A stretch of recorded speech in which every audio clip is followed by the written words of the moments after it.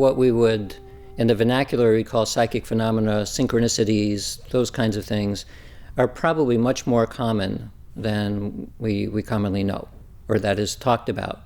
And I say this partially because I've rarely met somebody who doesn't have at least one story of some kind of coincidence that they think is not just a fluke, but it is meaningful to them in some way, in an important way. But also even among academics. So when I give talks in the academic world, in virtually any department, it's always standing room only, because there's curiosity just as humans that we experience these things. We don't quite know how to understand it yet from a scientific perspective, but because it's a human experience, people are naturally drawn to it. Like, what was that thing that happened?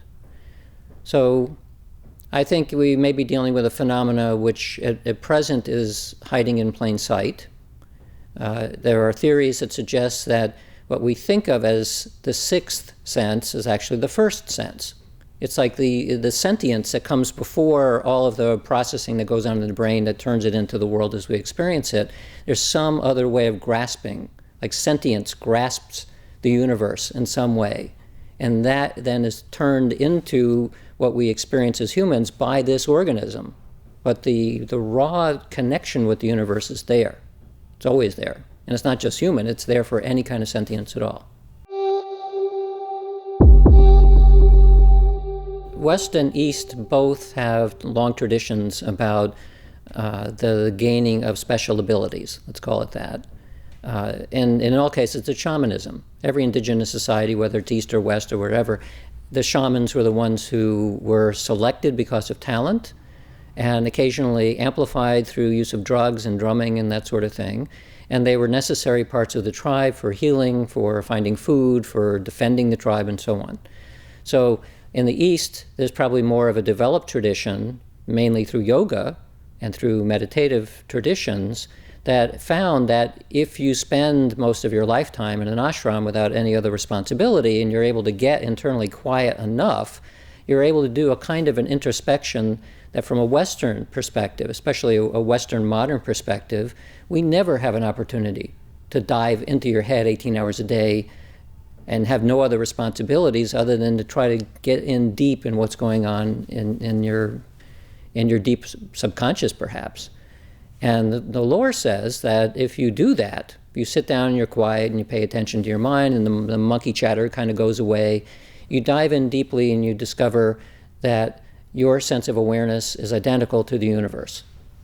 So from a Western modern perspective, you're at Starbucks, I don't feel like the universe, but nevertheless, some of that, the yogis would say, that is actually what's going on. You're just confused by all of the caffeine and everything else going on. So science hasn't caught up yet to be able to study that. What we can study are physiological changes associated with deep meditation. We can study, as we've been doing in the laboratory, whether there are aspects of attention that you can measure at a distance in physical systems. You know, if you're really connected with the universe in some way and consciousness is fundamental, which is an Eastern perspective, then if you go deeply inside, you should be able to change things that appear to be outside, because it's all inside in the first place. And so we're doing experiments of that sort and finding that the yogis were probably right, that we see really tiny effects, but they're real effects, that the external world is influenced by how you shift your attention inside your head. And that means that at least the usual way of thinking about objective and subjective as a complete split, as a dualistic split, is probably wrong. So science likes monism. We like to think of it as one thing, and the one thing that these phenomena point to, as we're seeing in the laboratory, is that the monism actually is strongly on the side of consciousness actually being the thing from which everything else emerges. So the nice thing about this model is that we think in scientific terms of a knowledge pyramid. So the knowledge pyramid has physics on the bottom, and from that emerges chemistry and biology and so on. Somewhere really near the top is the brain and consciousness. And so one of the reasons why it's so difficult to connect consciousness-related things with the physical world is because they're on opposite ends of the pyramid. So We're familiar with upwards causation. It's emerging upwards. There's a little bit of evidence of downwards causation. We'd call it mind-body medicine. But the downwards causation we don't see is going all the way down. And it's difficult to imagine. How do you not emerge, but I don't know what the opposite of that word is, but you're going down and do a downward causation. So certainly there's downward causation in that there are electrons in my finger, and I can make the electrons do something that they wouldn't do all by themselves. I'm moving them from here to there, and they don't know how they got from here to there, but it's me at a higher level doing that. But that's kind of a trivial explanation. I'm thinking more about directly from consciousness into the physical world, not in my body. So you take the knowledge pyramid and you add a new layer. This is what science has always done. It's always adding new layers to this thing, and the new layer we add is at the bottom, and we'll simply call it awareness. Could use the word consciousness, except that has so many different aspects to it, it's too complicated. So just imagine that somewhere at the bottom there is a primordial awareness. That's where everything starts. And from that, in a way that we don't understand yet, emerges space, time, matter, energy, and on all the rest of the pyramid is exactly the way that we know. So if that is true, we don't need to throw away any textbooks. We just we need, like in our encyclopedia, volume 0, which talks about this as a hypothesis, that there's something underlying the whole thing. If that is true, then upwards and downwards causation becomes very easy to understand. And what we currently imagine to be anomalous aspects of consciousness, like somehow my mind affecting something over there, it's not anomalous at all. In fact, it has to occur.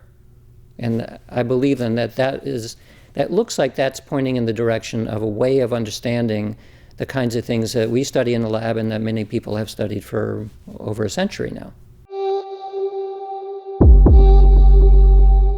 There are estimates that what we perceive, what we're consciously aware of, is approximately 1/trillionth of the information that is actually impinging upon us at any given time.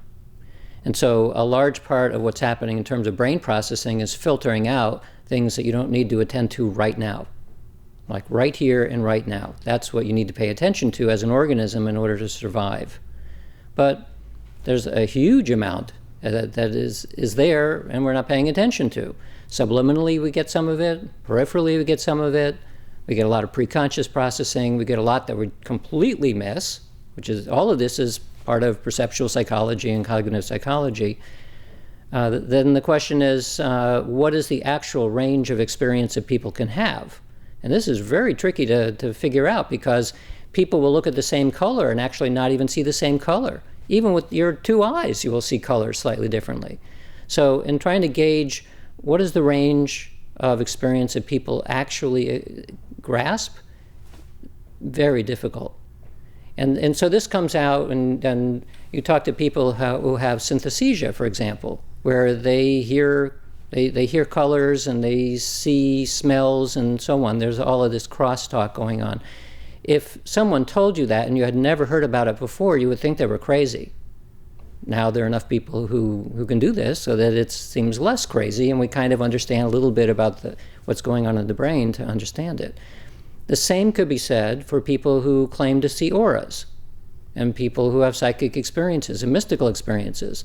It's just far enough away from what most people experience most of the time that you can look at it askance and say, well, what they're talking about is hallucination. It's not hallucination to them, nor is our internal experience hallucination to each of us. So the difficulty and the challenge, and actually the interesting part of the science then, is to figure out how do we study their internal experience and match it against what we can objectively measure. That's the part that I find interesting. The topic that we study is polarizing. And it's polarizing within science, and it's polarizing in religion also. There are people on one side that are strongly religious who see the study of psychic or mystical experience as supporting their core beliefs. So they like it. There are others who see it as supporting beliefs but are demonic. Like humans are not supposed to be able to do that. Only special people can do that are anointed in some way. So they believe it, but they don't like it at all. So they are actively trying to stop it. And then on the science side, you have a range from militant atheist to agnostic. From the militant atheist side, if they think that psychic phenomena or mystical experience has any kind of religious spin at all, then they hate it. It doesn't. I mean, it's a phenomenon. It is what it is. It doesn't have anything to do with religion. But nevertheless, I can see how they might interpret it in that way. So I'm in the agnostic camp. I'm not strongly religious. I'm not atheistic because I'm not smart enough to know which side of those are right. So I'm in the middle, and I tend to rely on empiricism to inform how my belief is going to go. So empiricism informs my belief that the phenomena that we look at are human experiences. They're not religious. This is like way before the overlay of religion, and in many ways even before the overlay of what we'd call mystical. It just is what it is. And so we try to figure out, well, what is it? How does that inform our understanding of the rest of the world? So some people who are fundamentalist religion love us and others hate us. And meanwhile, I'm kind of in the middle saying, why is all this emotion? You know, I'm drawn by curiosity. So the emotion I have underneath it is kind of an excitement about learning something new, but not because it's pushing hard on one side of the belief or the other. People will talk about self with a small s or a large s, and they'll talk about consciousness with a small c and a large c. And everyone seems to know what we're talking about when we cast it in those terms. Eastern philosophy in general is all about the capital letters, and Western is about the small letters. I tend to think that both of them are right.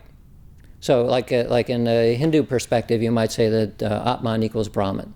So that's the little c equals large c. This is what the mystics have always said. I've been a meditator for many years, and I can add up in the number of seconds of having an experience which sort of sounds like what the mystics talk about. So in maybe 30 years of meditation, I've had like maybe 15 seconds where I have gone into a state where the small self goes away. Now, it's not clear to me that it's replaced by self with a capital S, but it's replaced by something which is very unlike the usual ego small self that I think of myself. It's something very, very expansive. So, and I can't grab onto it. I don't know how it happened in the first place, other than through meditation, perhaps. So I have great sympathy for people who are talented in the contemplative domain, and when they go into that state, whatever that is, and come out, it's ineffable. So, and yet they write many books trying to F it, basically. And this is a puzzle, you know. So from an experiential point of view, I can see how the notion would come about that it's not an illusion in the sense that it's not real, but it's more like a projection.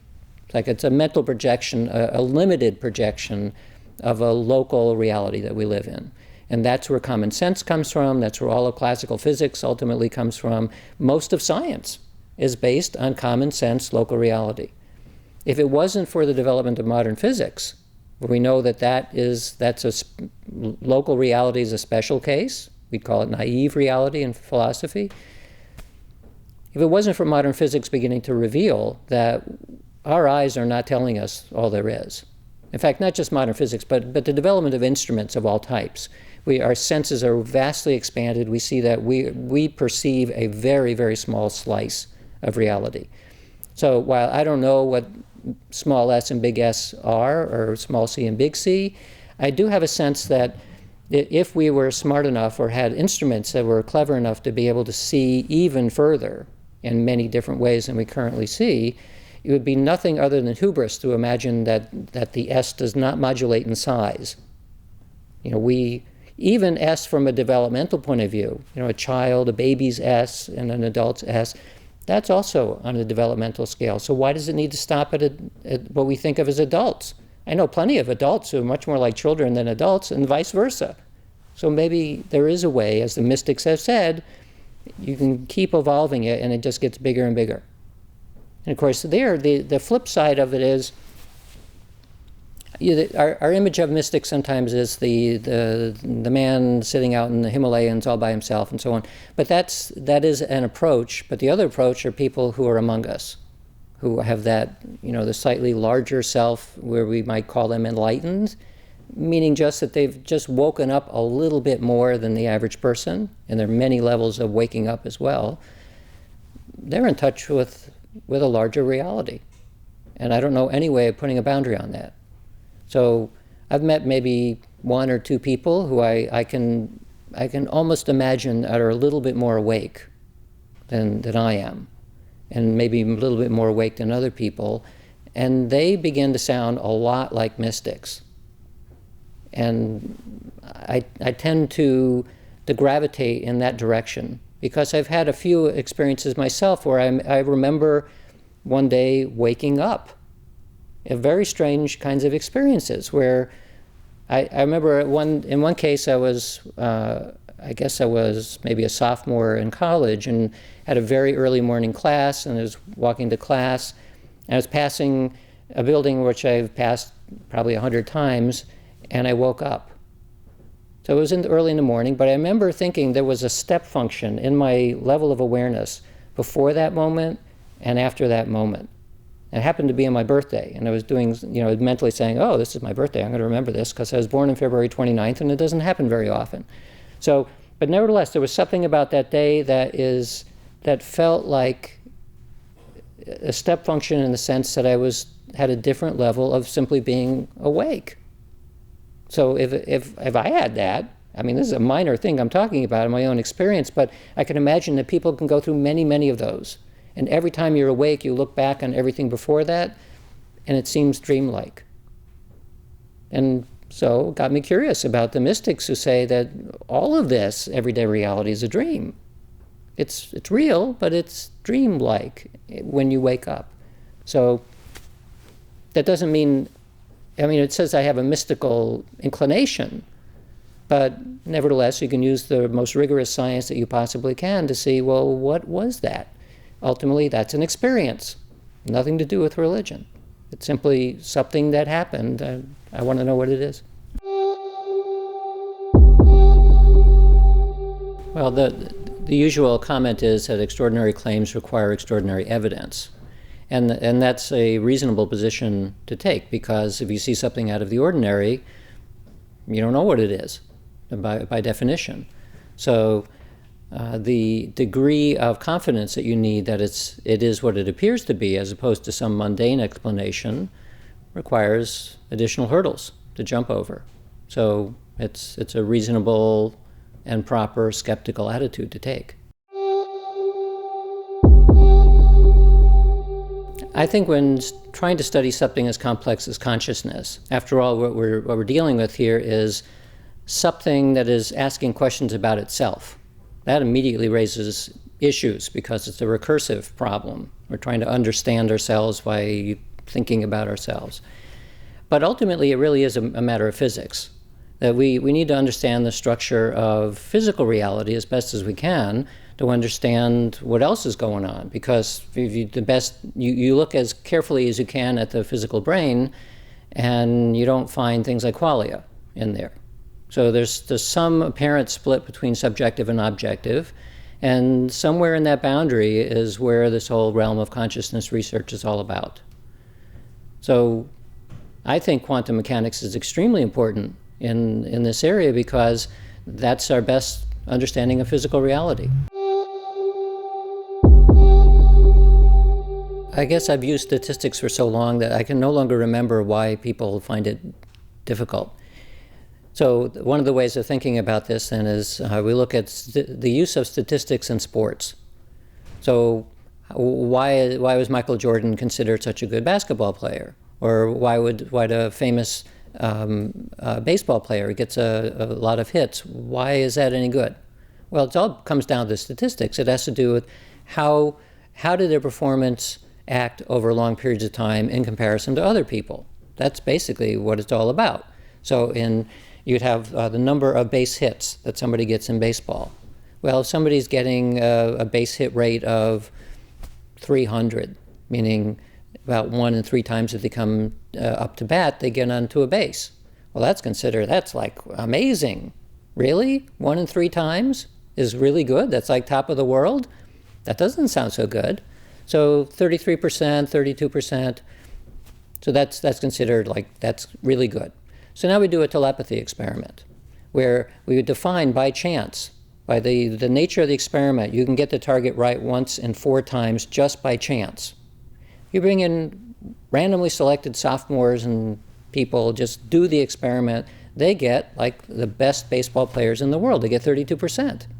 Well, it doesn't sound like much of a difference, but when you have thousands and thousands of sessions, again and again, just like with a baseball player who, you know, it wasn't a fluke that he did really well in one game, but over the long term, you see that there's a 32% where chance is down there somewhere. This is not chance anymore. And now the interesting puzzle is, well, how did that happen? What accounts for that difference? And here's where the experiments come into play. They have to be designed in such a way that this can't be an accident. Like, it wasn't a mistake. It wasn't that somehow people knew what the right answer was. It wasn't a whole long list of possible reasons. It excludes every known way of cheating, every known way of accidentally getting information. So we have high confidence that the actual rate is here, and here's chance. And now our challenge is to figure out what accounts for that 7% difference. Well, the 7% difference has held up for many, many years. It's been published in academic journals, have been debated up the wazoo. And so when you look at that, I think you come to the conclusion that since it doesn't match any other known explanation, and even the skeptics will admit that, they don't know what it is either, then you're left with like 2 ways of thinking about it. One way is it is a statistical anomaly of 7%, maybe it's a mistake, we don't have to worry about it, or my perspective is you have a consistent, long-term, about 7% above chance effect, which looks very real statistically in terms of the actual number. It was designed from the get-go to look for telepathy. And the way that we think about telepathy is something between one person's mind and the other, non-locally. It matches what people talk about in everyday life. Maybe it's real. If it is real, then we need to start tweaking our textbooks a little bit and saying that, yes, everything we know about neuroscience and cognitive science and perceptual science, all of that's really good. We need to expand it a little bit because something else is going on. And I see again and again that one of the reasons why academics don't like this very much, even though I was an academic, I suppose I still am in some way. I'm surrounded by books. I guess I am an academic. The reason why it's not popular is because we don't immediately have a way of saying, well, it's because of this. Here's the explanation as to why this can happen. That doesn't bother me at all. There are all kinds of things that we don't have explanations for. But if you start having strong evidence that what people report in daily life matches what we see in the experiments, and we know it's not chance, and we know it's not a mistake, then let's take it seriously. And where do we look for explanations? I begin to look at physics, because physics is the best way we know about understanding the nature of space-time, and this looks like some kind of a strange space-time connection. That's where one of my books over here is labeled Entangled Minds, which is saying, let's look at what physics says, let's look at the nature of these phenomena. They look awfully similar. And unlike some of the critics who will say then that, well, you're choosing quantum mechanics because it's kind of weird, and you're matching it up with this other weird thing, I would say, yes, we have 2 very weird things, but they look almost exactly the same. And so it would be foolish to drop the similarity just because they're 2 mysteries. They're mysteries of a certain kind that match very, very nicely. So that's why I talk about it.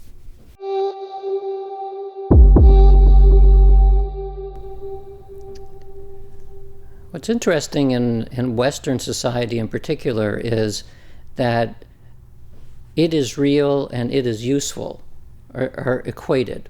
So if I make a claim that experiments can show that psychic phenomena exist, that people have clairvoyance, for example, and can get information from a distance, for many people, the way that you would demonstrate that that is true is to make money. It's pragmatically useful. Or to make a better decision, or to do something which makes it useful.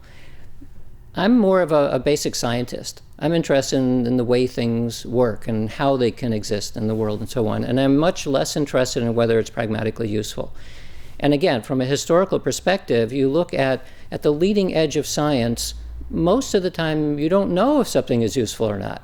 I mean, like in the realm of pure mathematics can sometimes be 20 to 50 years ahead of anybody else, and it doesn't have any purpose at all. until the rest of science catches up and turns out that you can't make further progress unless you use the mathematics that were already developed. Well, the same thing may be going on here. So we can find very small but real effects that suggest that there's a non-local aspect to consciousness. We don't know what they're useful for yet. Maybe something. There are stories, and there are people who use such things, but it's not at the stage where you go to your local Walmart and buy product X that has that in it. So again, that means it's much more in the realm of basic science than it is in applied science or engineering or products at this point. So with that said, why would something like non-local consciousness be useful? Well, because maybe what we call intuition is exactly the same thing. I'm not talking about forgotten knowledge. I'm talking about somehow getting something from who knows where, and it turns into music, and it turns into inventions, and it turns into making the right choice at the right time, those sorts of things. It may also be pragmatically advantageous from an evolutionary point of view, where if you could gain bits of information about the future, then you step out of the way of danger, which is about to arrive. There are people who claim that they make money in the stock market, and if you look at the hit rates of day traders and other people who are doing the financial business, some of them are much, much better than others. So then why are they much better? If you talk to them individually, most of them will admit that they get hunches. They follow their hunches. Their hunches are correct. Others may be figuring out other ways of doing that, but the notion that the hunch of getting information without actually knowing where it comes from is very, very common among very successful people. Maybe that's what this is. I often get asked questions like, well, what about this or that well-known television personality medium? Is that the way it is, and how can we possibly believe that? And I'm always a little surprised that people say that reality TV it's an oxymoron. It's entertainment on TV and movies and so on. They're always going to be an embellishment of what is actually going on.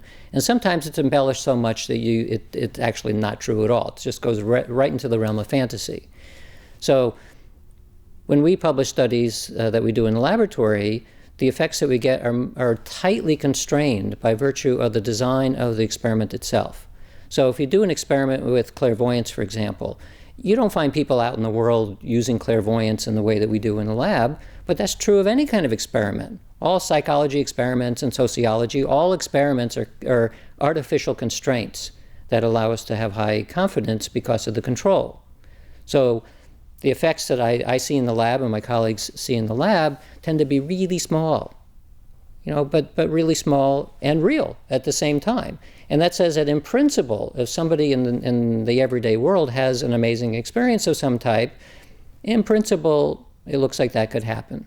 But from an anecdotal point of view, you never know whether the story is what we saw in the lab or not. But it does say that it is not impossible. It's a possible thing. So what mediums do, what psychic readers do, all that, most of it is amplified beyond the bounds of credibility, because that's what captures the news and that's what's good for entertainment. So you kind of have to set that aside and say, yes, we know the world is not exactly the way it's portrayed on television, but there is an actual reality underneath that. And so it's, they were dealing with like a spectrum here, the pure fantasy, the Harry Potter, and then what stage psychics do, and then what your neighborhood psychic will do, what we see in the laboratory, and then nothing. So I actually have very high sympathy for skeptics on this. There are skeptics who say all of this stuff is BS and none of it can possibly exist. That's a very difficult position to be in, because that means there is zero, none of it can exist at all, for whatever reason they imagine. There's a problem, because when you go above that level of argument, there actually is evidence. So now you have to start dealing with, well, how persuaded are you by the evidence? Some people are and some people aren't, but there's a discussion there. That is no longer zero. Even from a statistical point of view, you're dealing with some kind of variation above zero. I'm convinced, after looking at that kind of data for a long time, that we're not at zero. There is something real there. And all of the rest of this stuff, the entertainment and the way religion has usurped some of it and so on, that's just storytelling. But stories don't necessarily have to be false. Well, for consciousness research in general, the number of conferences, the number of academic centers, the number of people getting tenure who focus on consciousness has exploded in just the last 20 years. And that, I think, will continue, because when you look at the variety of things which science has recognized as being like the frontiers, major puzzles that remain unsolved. We have things about the nature of the universe and black holes and the structure of space-time. Consciousness is always way up on the top of that list. Like, what's the biological basis of consciousness? Is there a physical basis of consciousness? It clearly is one of the last frontiers. And actually, I take that back. Everything in science has a frontier in it. We have not closed the book on anything. But when it comes to major puzzles about the nature of who and what we are, and more importantly, everything we know in science, in our human experience, whatever, it all devolves down to consciousness. Because if you were not aware, by definition, none of us would be aware of anything. We'd all be robots. Why bother doing anything then? So this is like, it's the problem that comes before any other problem. And that's why it's so interesting, and also why it's so difficult to study. So I think that as the taboos about studying this topic begin to loosen up, it will become more and more popular in the academic world. And we will probably, as a result, get more money and more tools to develop it. And of course, in parallel, you're seeing a rise in terms of meditation research and contemplative research in general, because that is one of the tracks to get into this. So in my little area of non-local mind, I think we're going to float up as well. Because it's very clear that while it's still considered controversial, it is one of the other ways of getting into this topic. It's looking at consciousness not in the straight and narrow, but what's going on out in the periphery. It has taken roughly 40 years for Western society to go from meditation as kind of a crazy thing that hippies do, to possibly dangerous for society, to actually it's good for stress, and now it's good for your whole mind and body, and it's good, like everything is good about it. So it took 40 years, which is pretty fast for a kind of a sea change. And now I think the evidence is strong enough, especially for physical and mental health. Meditation should be done, and exactly for the same reason that you brush your teeth. You know, it's a preventative thing that helps your health. Why would you not want to do it? And the reason that typically is given is I don't have time to do it. Well, it's exactly the same argument you say, I don't have time to exercise, I don't have time to brush my teeth, I don't have time to take a shower. Well, make time. And then the benefits far outweigh the amount of time it takes. I mean, even if it's just purely relaxing mentally and physically, if it's only that, that's very good. But of course, the tradition is it's way more than that. Whether people will get to the other stages is an entirely different issue, but it's the beginning of what amounts to exploration of inner space, right? I mean, we're not going to outer space much anymore, but there is the opportunity of going into inner space, and each of us can be our own psychonaut.